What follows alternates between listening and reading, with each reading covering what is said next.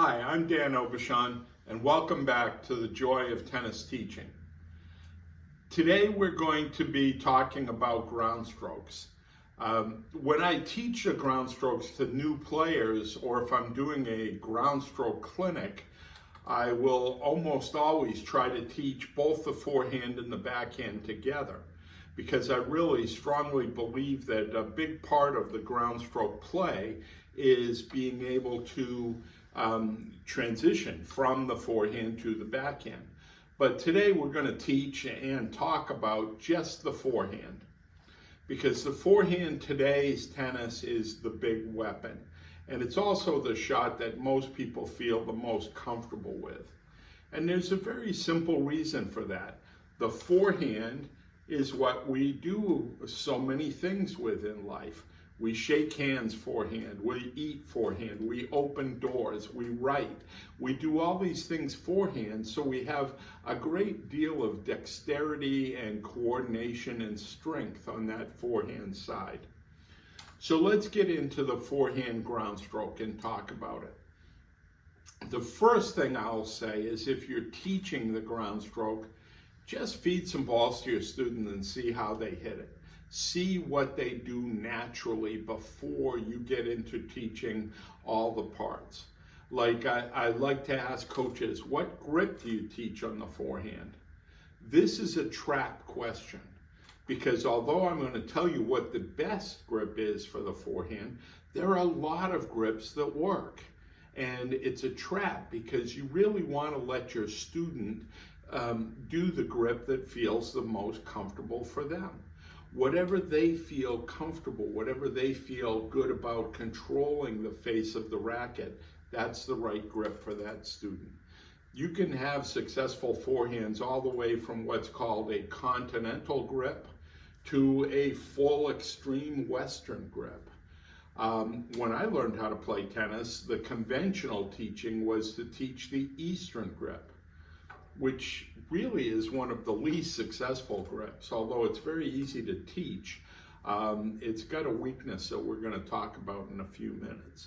The best grip on the forehand, and if you can subtly direct your students to this grip, is what's called the semi-Western grip. That's where the fingers will be on the front bevel, and if you hold the grip comfortably, there'll be a slight closure to the racket face. What kind of backswing do we want on the forehand? Do we want a loop backswing or a straight back backswing? It's another trap. See what your students do naturally, build on that, but then teach them the other one. A good player should be able to do both backswings. A loop when they have time against a slower ball or on a slower surface, and a straight back if they're in a situation that requires them to react quickly. Footwork, it's another trap question. Open stance or closed stance where the player turns. That's a trap, because again, in certain situations we'll need to do both types of footwork. You want the secret on footwork is you want the student to have good balance.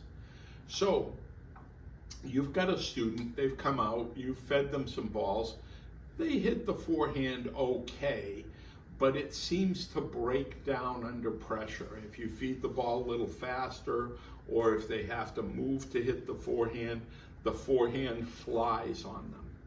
Or they tend to do a very exaggerated follow through where they roll over. Both of these are signs that they don't have the key fundamental for the forehand ground stroke. And that fundamental is that on the backswing, the face of the racket should be closed. The face of the racket, the strings, should be pointing down. That's if you did it with your palm of your hand, the palm of your hand would go down. Now, why is this the key fundamental on the forehand? It's because of the way our bodies work. If you take the racket, your hand back with the palm down, when you swing forward, the palm will come out flat. And that's the important fundamental. at contact, you want the racket face to be as square to the ball as possible. That's the thinking behind the old Eastern forehand grip. The Eastern forehand grip, they wanted us to do that because you would take the racket face back and then you would swing forward and the racket face would be flat at contact. The flaw in that theory is under pressure when you are moving or trying to hit fast, your arm would naturally open. And so the face of the racket would open and the ball would fly, which is why people try to follow through turning the racket face over. They would be closing the barn door after the horse has already escaped the barn. After contact, the ball is gone. It doesn't matter what you do with your follow through. That's why I never teach follow through. Follow through is the natural extension of the momentum of the stroke. So if you have a player that does a big loopy swing, their follow through will go up and over their head, a la Rafa Nadal. If you have a player that has less extreme grip and they go a little bit straighter back, they will come through and they might follow through more across their chest, like a Roger Federer. So the idea behind the forehand is to get the feeling of the racket face and the hand starting down.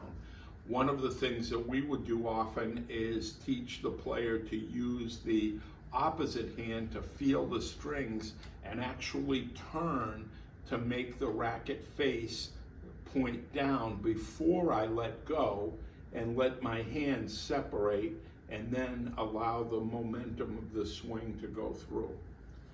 The forehand today in professional tennis has become the big weapon in the game.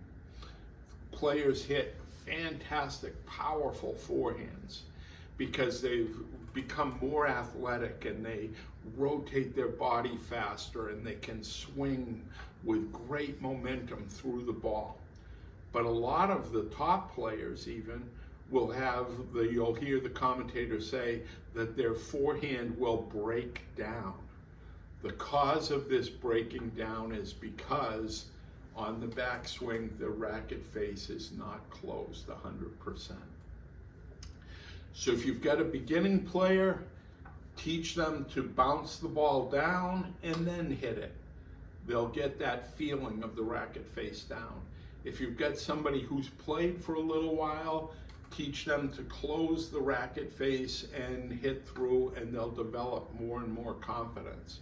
And if you're working with a very advanced high performance player, make sure that their racket face will be closed under any pressure situation. So that's it for the forehand this week. Next week we'll get into the backhand. Thanks very much and go out there and be joyful.